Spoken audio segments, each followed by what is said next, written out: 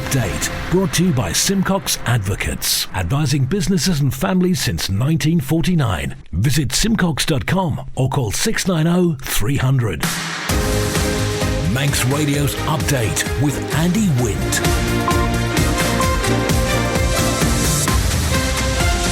First of May, good evening, it's 5:30. This is Update for Tuesday, 18th of July, 2023 from Manx Radio. 30 minutes to look at the latest news on the Isle of Man. Background to that news and sport, business, Sea Watch, travel updates, and the newsmakers in person this evening. The DOI's future is going to be decided over the summer. Nurses on the streets of Douglas in a paid protest. Wind and solar power will be here in the next 2 years. There's doubt over the 2026 Commonwealth Games, which could hit Manx athletes. And the Chief Minister apologises for the Summerland disaster. Man Benham for all your business and legal needs. And first of all, at 29 minutes ahead of 6 o'clock, the Update News headlines. Faster by Dave Moore. Faster my, the Chief Minister's apologising for the failings that led to the Summerland fire almost 50 years ago. Alfred Cannon told Tynwald his government will be the one to acknowledge the inadequacies that contributed to the deaths of 50 people in 1973. A group of around 50 protesters has marched through the streets of Douglas today calling for better pay for nurses. The peaceful demonstration was organised by the Royal College of Nursing. People are being urged not to touch sick or dead birds after a guillemot tested positive for avian flu. Around 70 dead and dying seabirds have been collected by the Department of Environment, Food and Agriculture on the southern and western coastline since July the 11th.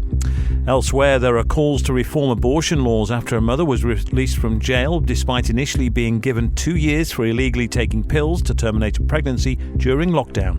Women's rights groups in the UK are welcoming the Court of Appeal's decision to reduce Carla Foster's sentence to a suspended one. Ex-Manchester United player Ryan Giggs is said to be looking at returning to football management after domestic violence charges against him were dropped. Prosecutors say they're not continuing with a fresh trial as his former girlfriend isn't willing to give evidence after the jury didn't reach a verdict in initial hearings. And it's understood UK ministers couldn't find anywhere to dock 2 former cruise liners planned for 1,000 migrants. They've returned to the company that owns them. Those are the Update News headlines. The next bulletin is at 6. Man Benham. Contact us by phone, video call, email or face-to-face.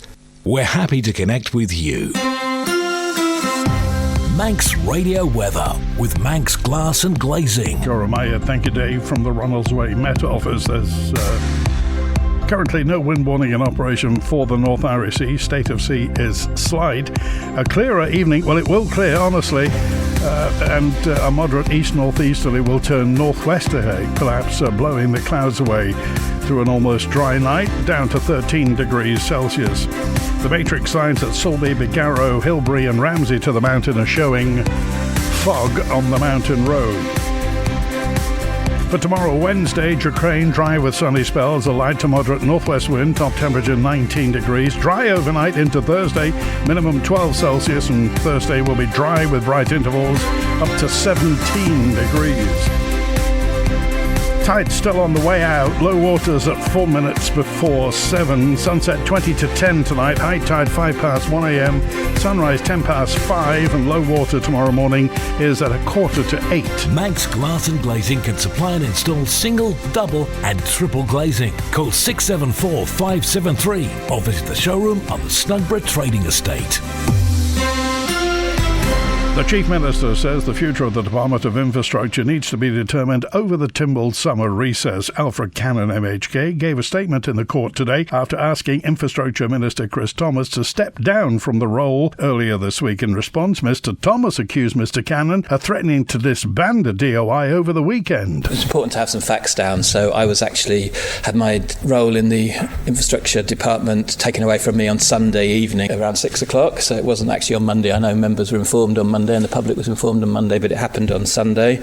And also, I just wanted to thank Mrs Kane for her observations about the interim report. I'm so glad that somebody read that report closely, and what it says is that we need more resources to run footpaths and greenways, whoever's running it. And 2 final points, if you don't mind, Mr President. The first point is that I hereby resign as chair of the Chief Minister's Housing and Communities Board.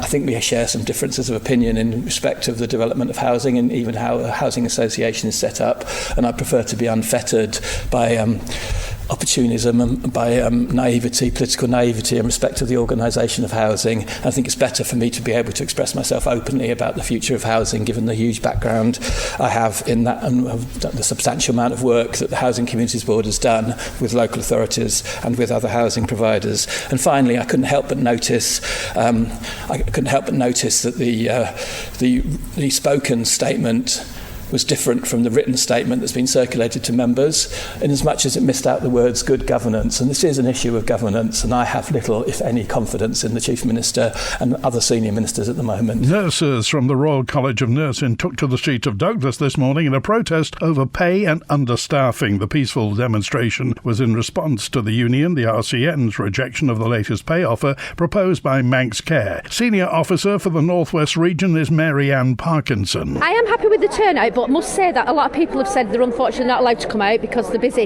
in work, so they're short staffed. We want to retain and recruit nurses, healthcare assistants, and we're not able to do it at the moment on the current pay terms and conditions that we have. I've been a healthcare provider since 2000 on the island, and in different roles, and unfortunately over the years we've seen the demise of investment in nursing, and sadly none of us join the profession for monetary value. The money's never been there. It's a vocation to be able to deliver safe, patient-centred care, and over the last 5-6 years we've not been able to deliver that service. The nurses today are feeling very devalued, disrespected, demoralised, and we've lost so many experienced nurses because of it. Last year the government was able to put out staffing levels for Nobles Hospital, and sadly over the 12 months we were hitting the reds of unsafe staffing levels. And obviously this isn't good for patient care. It's not good for the morale of the nurses either. And we're not asking, for an enhanced salary as such.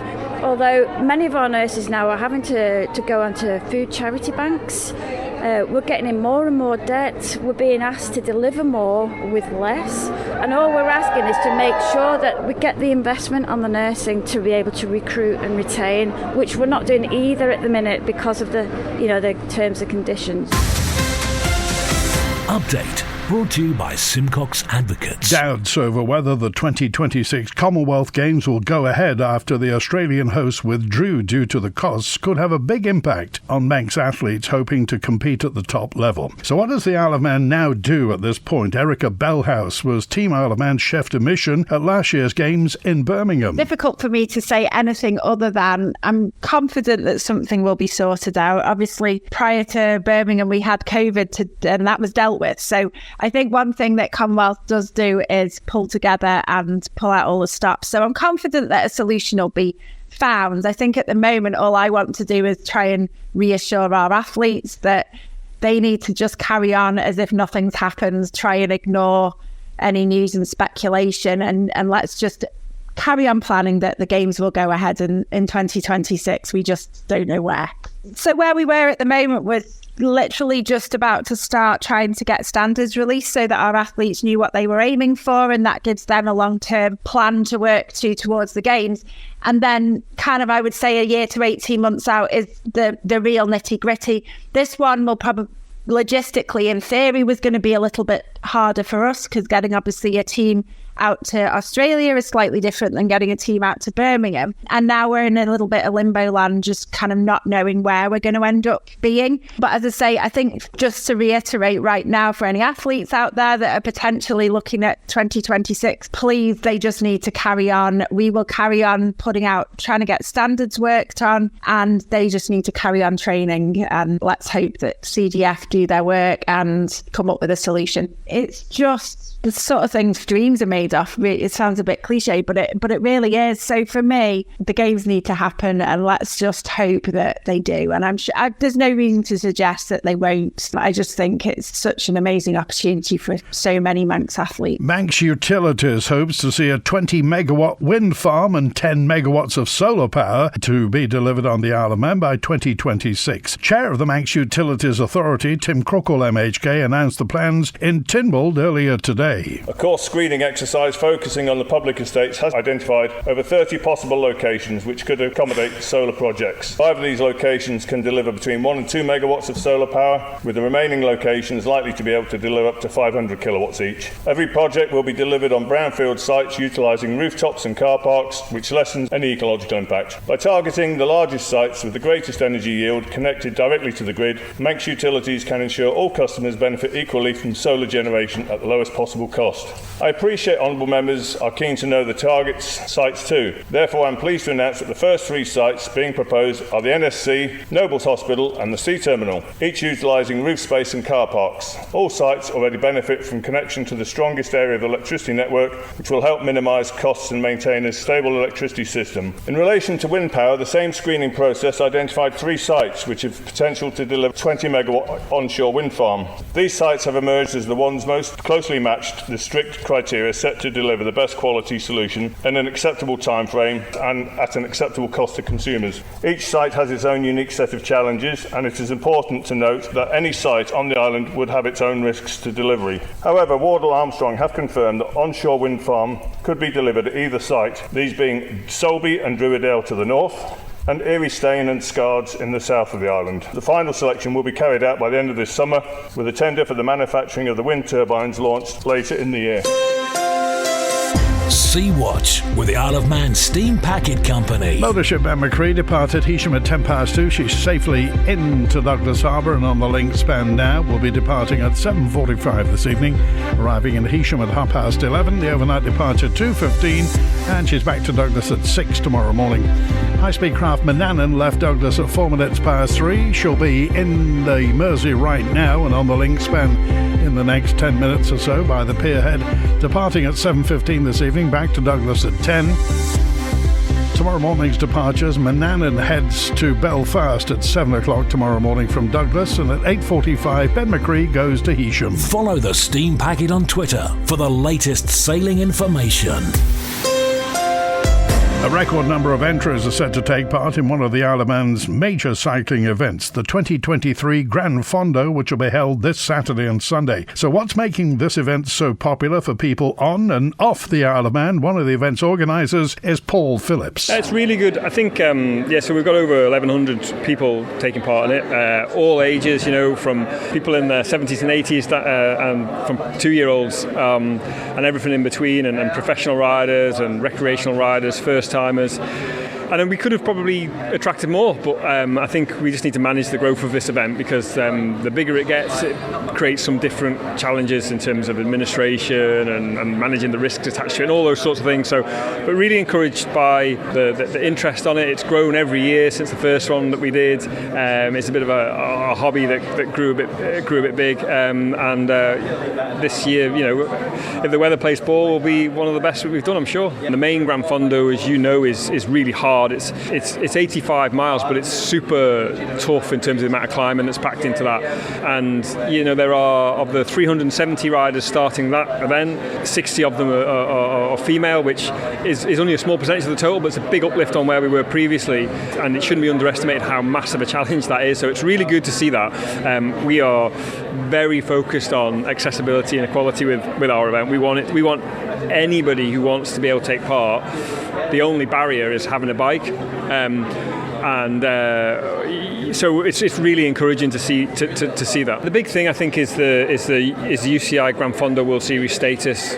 The Isle of Man event is a qualifier for that, and this year it's the final qualifier before the finals in Glasgow next month, and for sure that's the thing that's driving the off-island attendance. Manx Radio Business Briefing. At 16 minutes before 6 in UK corporate news, online supermarket Ocado surged to the top of the FTSE 100 as it held annual guidance after swinging to a core profit in its first half, and said its retail earnings would be marginally positive for the full year. And for a full daily market report, go to ramseycrocall.com. Evergrande, the crisis-hit Chinese property giant, revealed that in 2021 and 2022 it lost a combined 581.9 billion yuan, which is 62 billion pounds worth of yuan.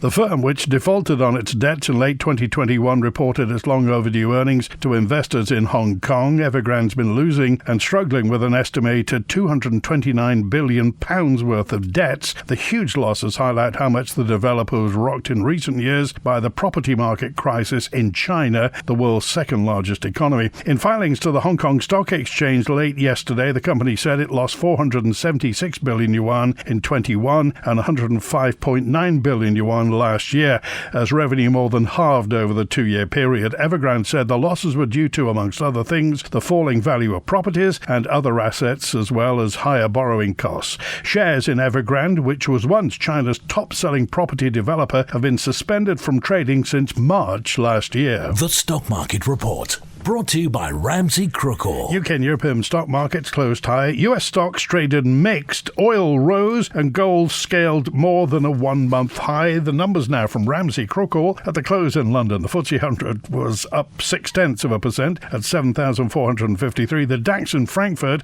closed just over 1/3% higher at 16,125. A short time ago in New York City, the Dow Jones Industrial up 1.1% at 34,965. The Nasdaq Tech Stocks Index up just over 0.1% at 14,266. And in Chicago, the S&P 500 up almost 0.5% at 4,542. In the exchange markets, the British pound sterling trading at $1 30.4 cents, €1 16.2 cents, and 23 South African rand 29 cents. And finally, in commodities, gold's up 1 2/10% at $1,977 per troy ounce, and a barrel of Brent crude up 1 3/10% at $79.52. You've got an investment plan? Yeah, Mike set it up. But don't you need loads of money to do that? Not this one. It's called Shearwater from Ramsey Crookall, and you pay in monthly as little as £100. So it's like saving regularly, really helping us invest in the future. For a house, or the kids' education. £100 a month? I could easily do that. You should. The sooner you start, the better. Invest in your future with as little as £100 a month. Shearwater from Ramsey Crookall, the island's investment specialist for 75 years. Call 717171 or visit ramseycrookall.com. Licensed and regulated by the Isle of Man Financial Services Authority. The 50th anniversary of the Summerland fire is the right moment for the Manx government to offer an apology for the suffering caused by the wrongs of the past, according to the Chief Minister Alfred Cannon MHK, who addressed Tynwald on the subject today. The images of the inferno are not something that one can easily forget. They are part of our national consciousness. On the evening of the 2nd of August 1973, the island rushed to help those caught up in the Summerland fire. There are many tales of bravery, long hours and tireless efforts to help people caught in the chaos. We know too of the impact that responding to the incident has had on the emergency services and indeed afterwards. It has continued in later years and it still does. Responders from the emergency and health services witnessed dreadful scenes and human suffering, the likes of which most of us will not see in our lifetimes. Members of the public, bystanders, holiday makers, anyone who happened to be in the area witnessed an unfolding tragedy. Mr. President, many of us across the island and in this honourable court will have memories of what they were doing that August evening when they first heard about the fire. The question that immediately comes to mind for our island is how could a fire sweep so quickly through a building, resulting in the loss of so many lives? The answer came from the Commission of Inquiry into the fire that identified the two most important causes: a delayed, unorganised and difficult evacuation from the building and faults in its design and construction, in particular the use of materials that could not prevent the spread of the fire. It is clear, Mr. President, that there were inadequacies, failings and lapses identified by the Commission, and that had matters been addressed differently, some of the loss of life at Summerland may have been prevented. The causes and contributing factors are individually serious. Collectively, they resulted in a tragedy. I am sorry for the pain and suffering felt by everyone affected by the fire, and sorry for the failings that could have prevented such a tragedy. Update brought to you by Simcox Advocates, advising businesses and families since 1949. Visit simcox.com or call 690 300. Manx Radio Sport. Faster by Sports Editor Rob Pritchard. Faster my good evening. Team Station Garage competitors secured 4 more podium places during the latest round of the Ladies and Girls British Trials Championship at the weekend. In round 5 of the series being held at Berkhamsted MCC, there was a silver medal for Caitlin Adshead, who secured P2 in the expert class. There was also silver for Clodagh Higgins, who took second spot in the D class category. The squad also took 2 bronze medals during the 2-day event. They went to Isla Kennington and Ruby McCubbin in the D class and A 50-50 class respectively. Round 6 of the championship will take place at Peveril MCC from the 29th to the 30th of July. In cycling, Manx cyclist Tyler Hannay says he's enjoyed the experience of his debut for San Piran. Hannay made his maiden appearance for his new team at the Lancaster Grand Prix on the National Road Series on Sunday, finishing 11th overall. It was a successful weekend for the San Piran squad, who, in the men's race, took a clean sweep in 1st, 2nd and 3rd places. 19-year-old Hannay was confirmed as the team's latest addition in the last week, after making the move from Italian-based under-23 outfit Mastromarco Sensi Nibli. He's one of 3 Manx riders in the team, which also includes Tom Mazzone and Leon Mazzone. In motorsport, Manx TT rider Ryan Kringle has announced who he'll ride for at this year's Manx Grand Prix. Kringle has confirmed he's been snapped up by the Mistral Classic race team to compete in the Classic Superbike race, and is thanking the team, giving him a chance to prove himself on the Mistral racing machinery. This summer, Kringle's already made a big impression on the Snaefell Mountain course when he made his TT debut this year, and went on to win the RST Star of Tomorrow award with the AGR Motorsport outfit. And in football, FC Isle of Man has confirmed one of its first away games of the upcoming new season has been rearranged. Their NWCFL Premier Division clash with Glossop North End, which is due to take place on Tuesday the 15th of August, has now been moved to the following evening on the 16th of August, kicking off at 7:45pm. Manx Radio Travel, driven by Quayside Tyres and Service Centre. Just one delay tonight. Inbound, the Liverpool 5 o'clock EasyJet didn't get in until 25 to 6. We're late outgoing tonight. Next inbound is the 5 to 8 Loganair from Liverpool, the 8:15 EasyJet from London Gatwick, and the 8:30 Loganair inbound from London City. Outbound, that 6:30 EasyJet, 5:30 EasyJet to Liverpool's going out at 6:10.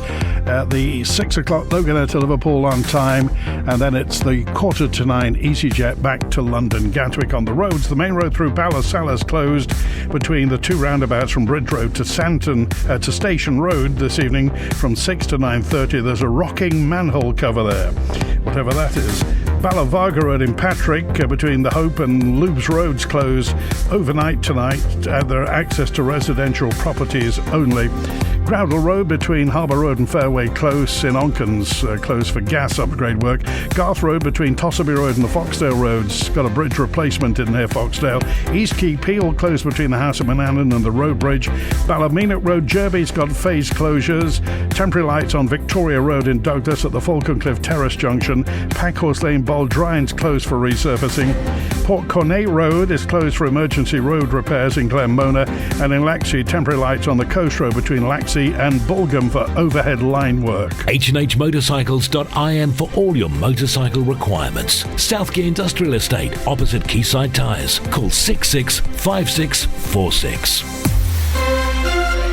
Phase 2 of the report into the relationship and sex education curriculum will be published later this week. Education Minister Julie Edge MHK gave this update in Tynwald this morning. I do feel that I need to reiterate the importance of, with regards to the terms of reference and the purpose of writing a terms of reference for any investigation. And the Honourable Member is correct that Part 2 will be complete by the end of the school term, which is the 21st of July. And Phase 3 will then consider, in light of any of the outcome of the Phase 2, any changes that may be required. And it's always been recognised by the Department and by the current investigative team that Phase 3 would require specialist expertise. However, until Phase 2 of the report is seen, we wouldn't wish to second-guess the outcome. Whilst this process has taken time, it's important that the process is thorough and all views of stakeholders is heard and taken into consideration. With regards to our PHSE curriculum, That will be timetabled from September, and as the Honourable Member will know, at this point I would expect that non-RSE elements will be delivered, which will allow us to have that consideration of the next steps and further work required following phase 2. However, the PSHE programme will be delivered and continued in our schools in September. The Isle of Man in 30 minutes. Update on Manx Radio with Andy Wint. Faster mites 5 to 6. Car parking in the paddock area at Nobles Parks to stay free for up to 24 hours. Douglas Council had previously considered charging £1 as a nominal fee, but this has been reversed. Our local democracy reporter Emma Draper. Douglas Council has decided to keep the parking in the paddock area at Nobles Park as it currently is. In April this year, the local authority had installed a parking meter in the area and was planning to charge £1 for 24 hours. However, the police and nearby residents had complaints about the decision. Reports given to the council suggested this could cause a displacement of cars to nearby residential areas. A petition was given to the local authority by residents about this proposal, and the authority also confirmed it had spoken to the police, who used the car park for its vehicles. The council has now decided to stick to the current situation, which means cars, but not motor caravans, can park there for up to 24 hours without a permit, disc or a ticket. It has also agreed to keep the 4-day maximum stay for camper vans and caravans. You're asked not to touch sick or dead birds or animals after a washed-up guillemot tested positive for avian influenza. About 70 dead and dying seabirds have been collected by the DEFA on the south and western coastline since the 11th of July. Today, we've been visited by a cruise ship with those passengers who were of a mind to coming ashore, but the weather's been less than ideal. It was great yesterday and it's going to be nice tomorrow, but today, well, did the tourists feel the Isle of Man should be offering more wet weather alternatives? We took a Manx Radio microphone to see what they thought. You've got people going from where I live to North Wales, to Festiniog, to the mines, and also they have a water centre there where they have paddleboarding, and they have one of those wire zip line at 200 mile an hour or whatever it is. But you've got the valleys and whatever, haven't you, to be able to... It's unbelievable for July. It's surprised us, the weather, but then again it's the same back in Darlington now. Sons are back in Darlington, it's exactly the same there. Doing the garden good. We came a week yesterday, so this is our 8th, 9th day. We bought the 7-day bus pass, which is an absolute bargain, and we've been to Port Erin, been to Ramsey, Laxey, Castletown, just to walk round and see the sights. And I mean, we've loved the tram, we've loved the train. Outdoor life, walking and seeing nice things, and yeah, you can't beat it. I would love to come back, still so much, because we're never going to see it all this week. I had some of your local beer last night, so that was good. That's it for Update Tonight, compiled from the resources of Manx Radio's news department. Thanks to newsreader Dave Moore, producer Beth Espy. After the news at 6 o'clock, 150 years of the Isle of Man Steam Railway with Mike Buttle and Chris Kinley with the hits at 6:30. WINT